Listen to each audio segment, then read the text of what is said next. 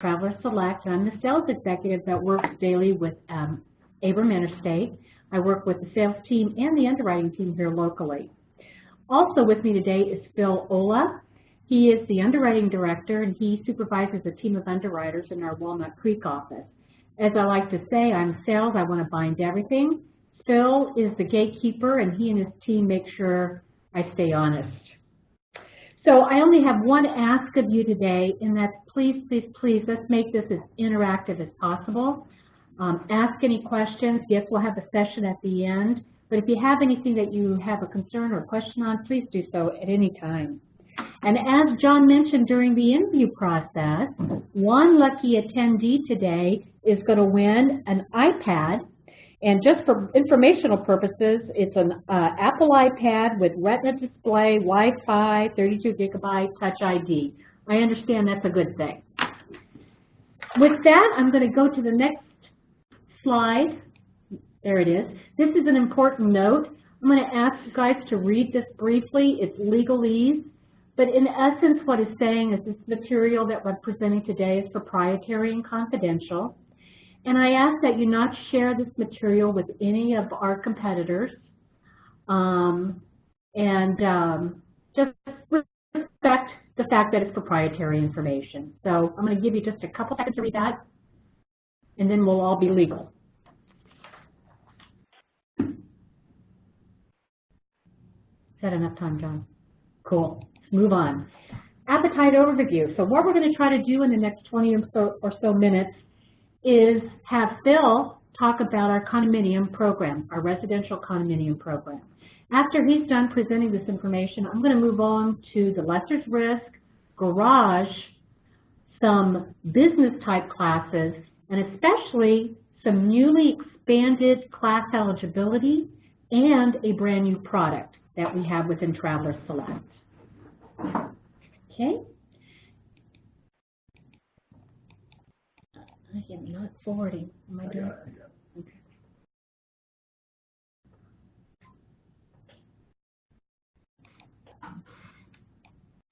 There we go. And with that, I'll switch it over to Phil. Phil, can you take over? No problem, Jennifer. Hi, I'm Phil Ola with Travelers. Like Jennifer was saying, I'm an underwriting director here. And just as a little, meta discussion, I'm actually unable to see the slideshow that's online. So if one of you there, Jennifer or John, if you can just kind of flip through the pages for me, I'm okay on this end. I have the hard copy that I'm looking at in front of me. But yeah, so the first slide should be the appetite overview. Just a little bit of a background. My assigned territory is predominantly condominium pack, roughly about $8 to $9 million worth of condominium pack that I'm directly or indirectly involved with, and so it's the class of business that I'm most familiar with.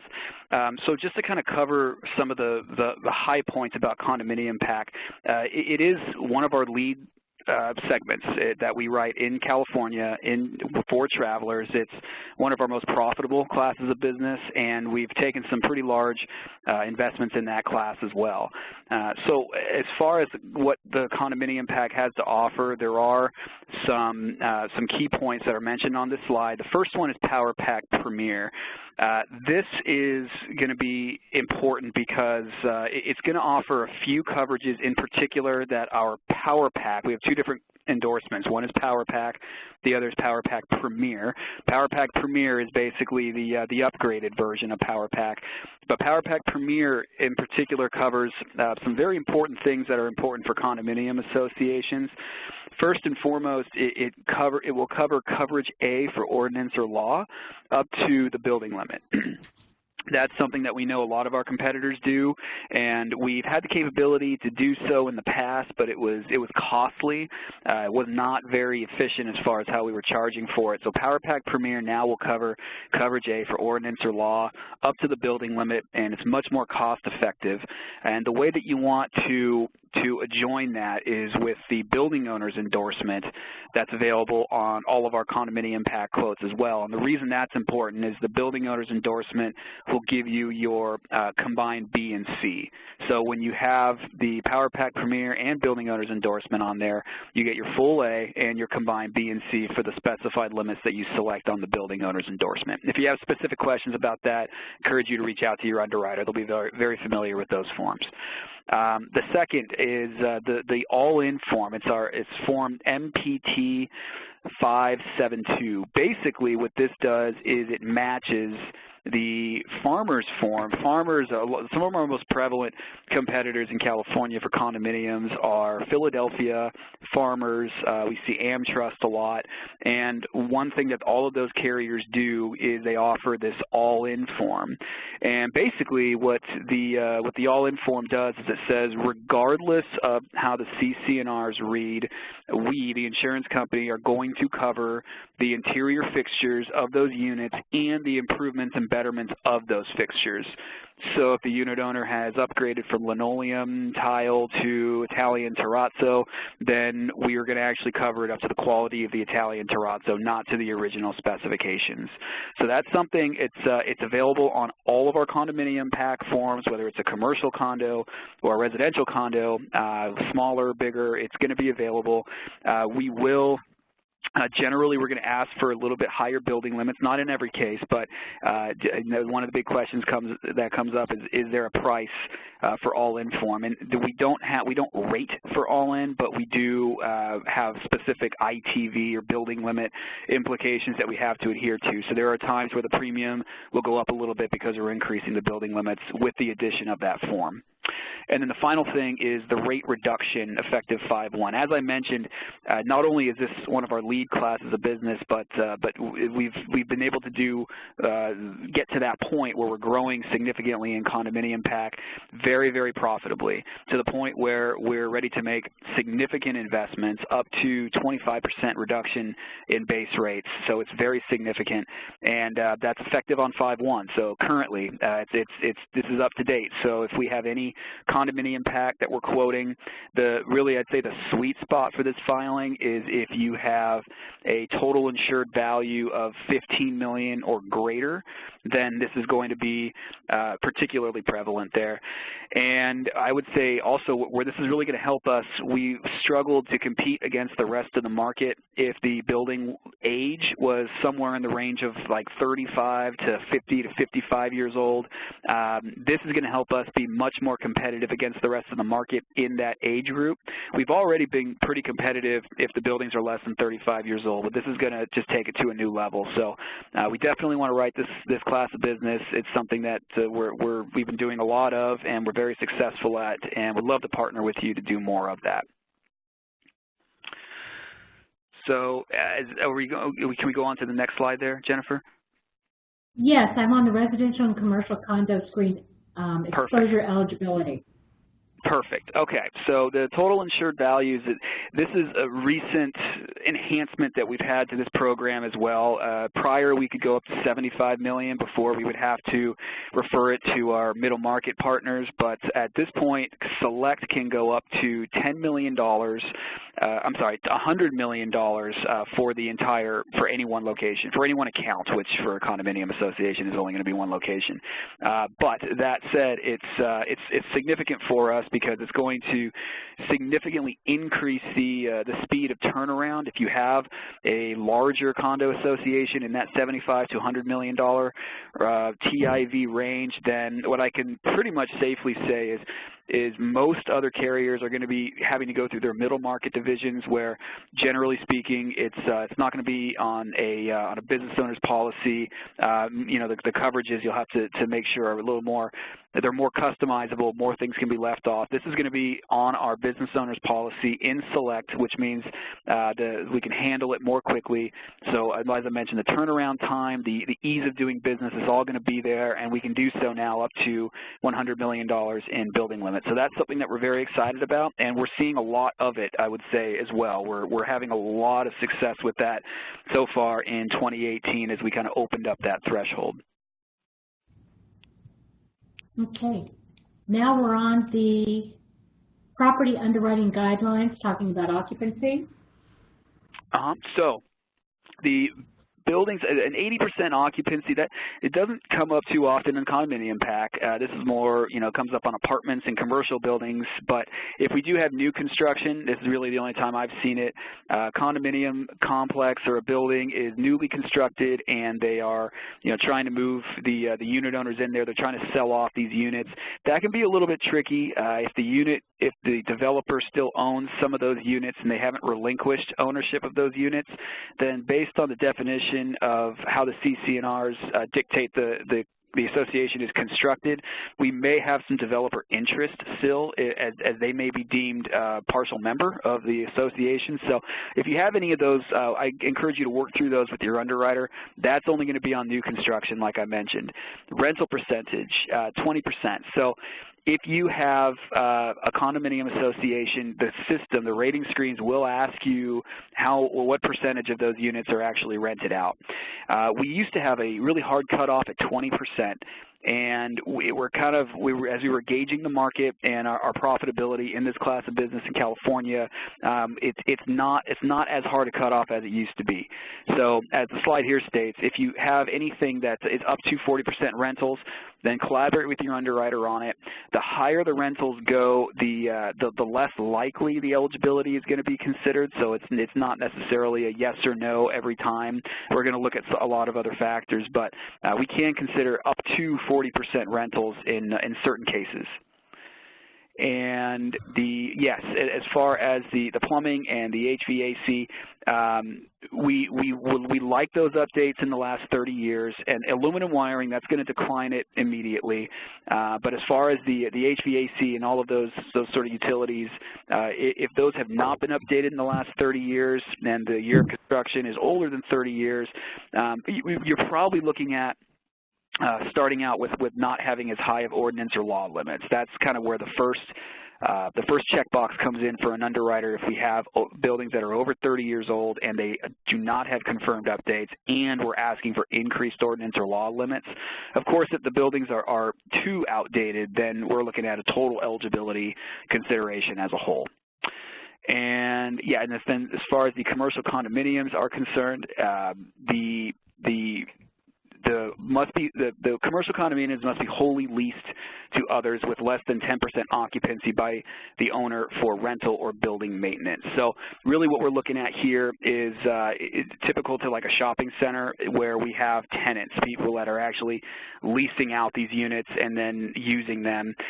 But that's another one of those things that I would encourage you, if you have something that feels a little bit different than that, we can put some additional underwriting consideration into that as well. So if you have any questions on any of this, I would encourage you to feel free to reach out to your underwriter and ask those questions. We're all kind of on the same page here, and it's been communicated to us through regional leadership as well as leadership in Hartford, Connecticut, that this is a class of business in California in particular that we want to grow in significantly, and not just California but in other states as well. So feel free to reach out to your underwriter or to Jennifer and let us know how we can help you.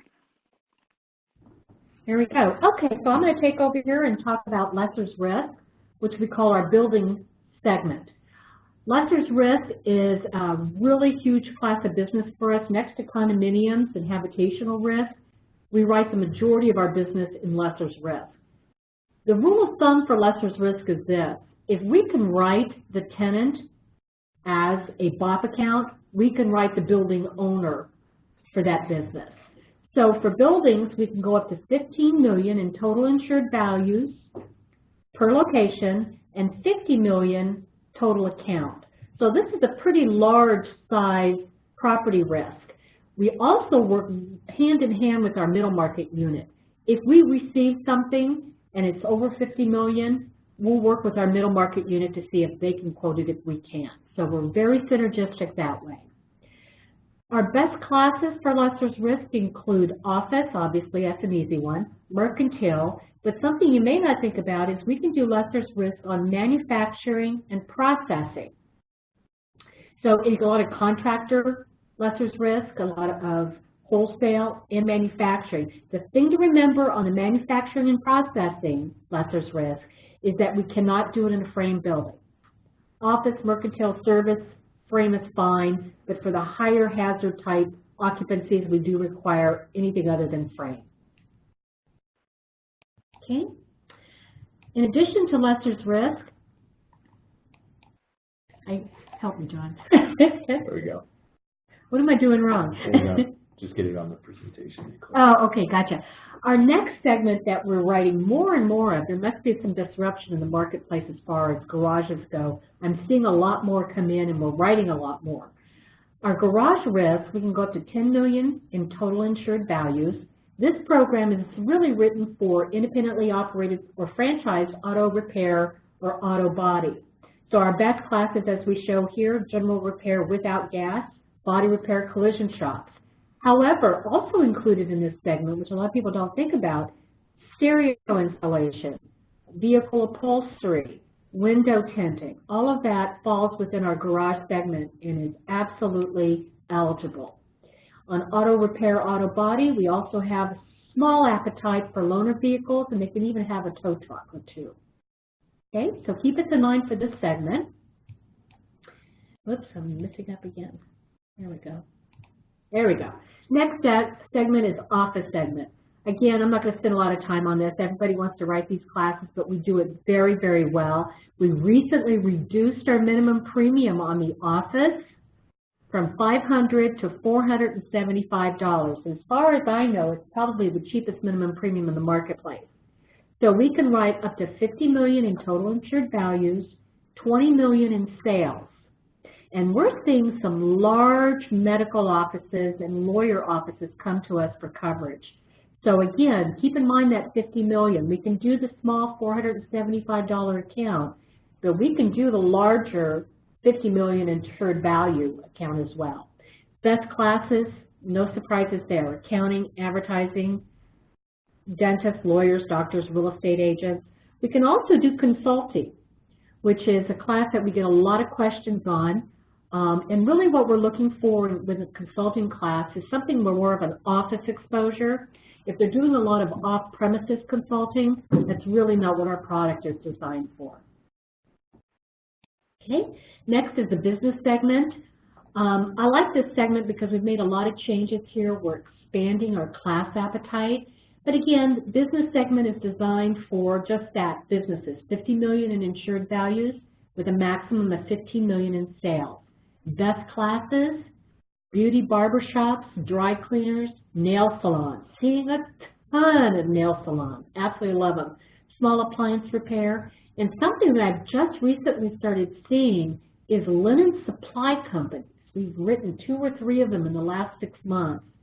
So linen supply for like restaurant supply of linens, things like that, where they actually do the cleaning, laundry type services, and they deliver the linens back to the restaurant or whatever. So these are some of the best classes that we write for business. But along with the business, as I mentioned earlier, we've expanded our class eligibility. And beauty salons is one of those classes that we've really expanded. And we're seeing a lot of interest here. So before, you'd submit a beauty salon to us, and if they did any kind of facials or any kind of day spa type activity, we had to decline it because we just didn't have an appetite for that type of exposure. But now we do. We've taken our beauty salon class and we've expanded it to another class that's called day spas. And then we've actually further expanded that class to medical day spas. So we have 3 products now: beauty salons, day spas, and medical day spas. The thing to remember with beauty salons and day spas is that we are providing professional liability, okay? And day spas is really anything we consider that they're doing topically. There's no below-the-surface work being done. So you can have, if it's beauty salon or day spa, we do provide professional. If it's medical day spa, no professional liability is provided because, again, you need a medical technician on premises, so that's really a different type of professional liability. So that's new and exciting, and we're seeing a lot of opportunity there. Apparently, we're very competitive on this.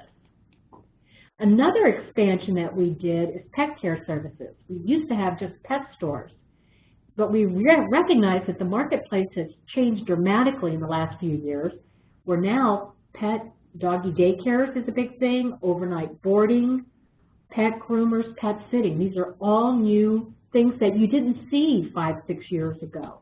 But we've expanded our appetite to cover those operations. So now we have, you can have your regular pet store, you can have pet daycare, overnight boarding, pet groomers, and pet sitting. Okay?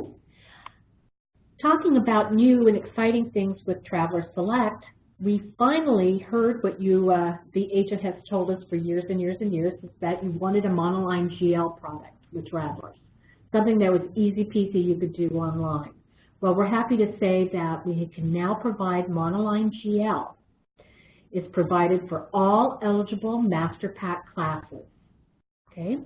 It includes premises liability, products, and completed operations. With the monoline GL policy, you also have optional coverages like cyber, employer's liability, non-owned and hired. We can add our extension endorsement, and we can also provide an umbrella. And take a look at that. The minimum premium for a monoline GL policy is $250. The most commonly used classes for the monoline GL product is contractors and home-based businesses. Okay? That's the good news. So that's a new product. It's new and exciting, and we're getting a lot of traction on it. Here's the not so good news. It's been released to 30 states. But you can probably see that California is not one of the 30 states, but some western states are. So we've got Oregon, Montana, Idaho, Arizona, Utah. All of these states have this product. Texas is also effective May 1st. California, Florida, and Massachusetts, unfortunately, we're going to wait. These are tough DOI states. So the product will be released. I'm chomping at the bit to have it in California, so as soon as it's released, we'll make sure you know. But if you have any out-of-state business where they need a monoline GL product, please think of Traveler Select. Okay? That's the end of our presentation, and we're just coming up on 30 minutes, so now it's time for the quote challenge. Here's the challenge. So here's the challenge, guys.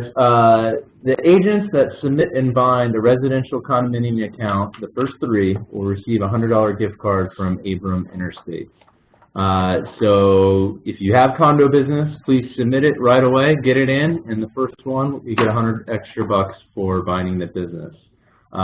So in addition to that, we did say that an iPad winner will be announced. We will announce that in the follow-up email. I want to make sure that the person that wins it is in attendance, so we'll get a report a couple hours after this webinar concludes. We'll go through that and pick our winner after that. So thank you all for attending. We really appreciate it. In addition to that, to send your business to Abram Interstate and quote it through Travelers, remember all these products are going to be quoted off accord forms, so 125, 126, 140, and other accords if applicable. Supplementals may be required depending upon the risk type. You can always send any of your applications to apps@abraminterstate.com. We'll also follow up an email with all that information at the end. And like Jennifer said, our footprint is mostly in California. We write in 11 western states, and we can write with Travelers in all of those states. So thank you so much for your time. We're going to go to the Q&A section of the webinar now, so if you have to drop off and get to some work, attend to a customer, please do so. But if you do have a question, please either type it into the chat box or into the Q&A box, and we'll start monitoring it now.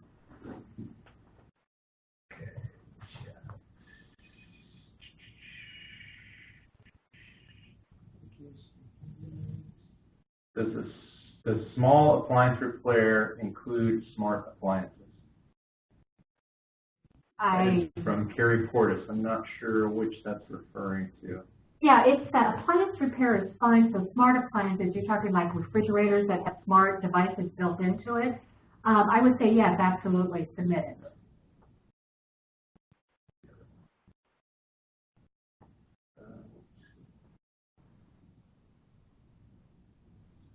Insurance.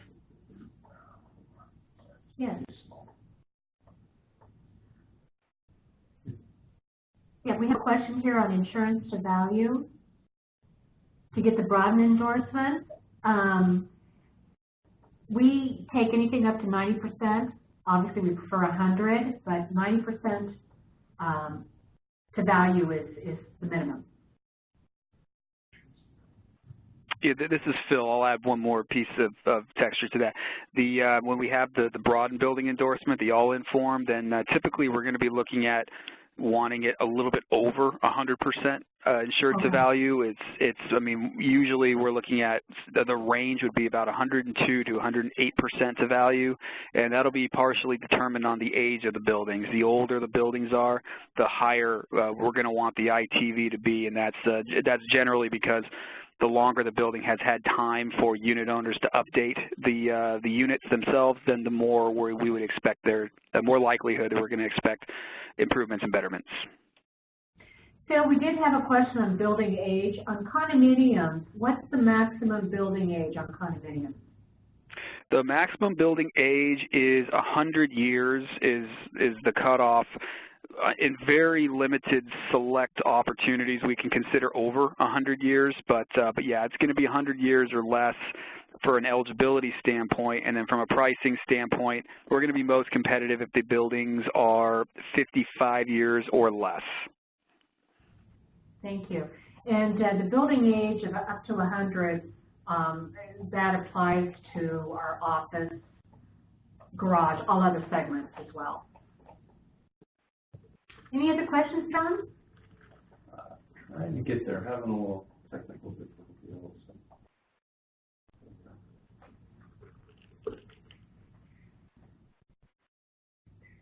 We're just checking for any final questions.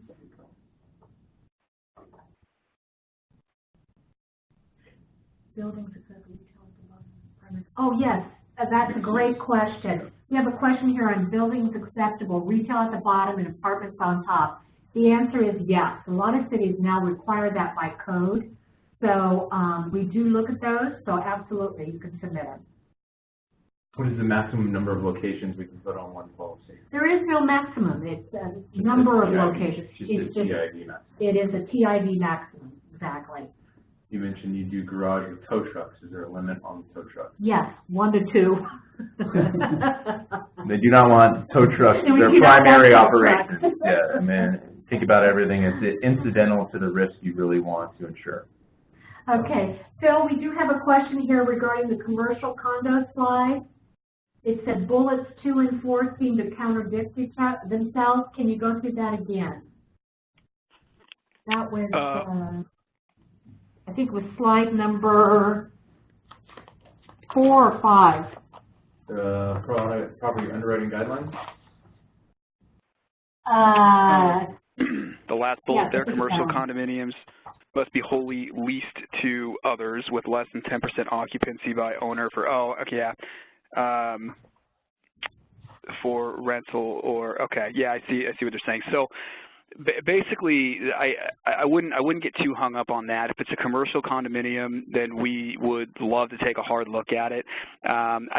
We do have a soft guideline. We do prefer that the unit owners themselves are not occupying those units. That said, a lot of times when I've seen that, it'll be the unit may be owned by an individual, and then they conduct their business out of there, out of like a corporation or an LLC or something like that. That we're not as concerned with. The reason that we get that we prefer the unit owners to have a tenant in those units is because we want to avoid picking up any kind of unintended liability if the operations that are being conducted out of those condominium associations are also conducted by a member of the association. Then there are times that we can accidentally sort of get tangled up into some liability concerns for product or premises liability that we don't intend on covering on a master condominium policy. So I try not to make that overly complicated, but ultimately that's not something to worry too much with. We can usually work with those. Thank you, Phil. Cecilia, you had a question regarding lessor's risk in restaurants. And yes, if the restaurant occupies part of the lessor's risk, we can definitely write it. If the restaurant is the predominant square footage of the lessor's risk, we'll more than likely turn it down.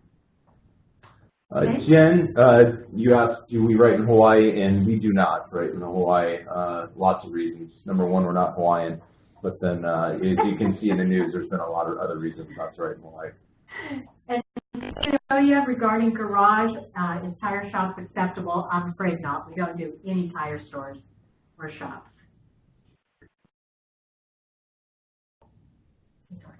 Yeah. Beth, Beth, you asked, what about condos that are rented on a vacation rental basis? Is it okay if it's a small percentage?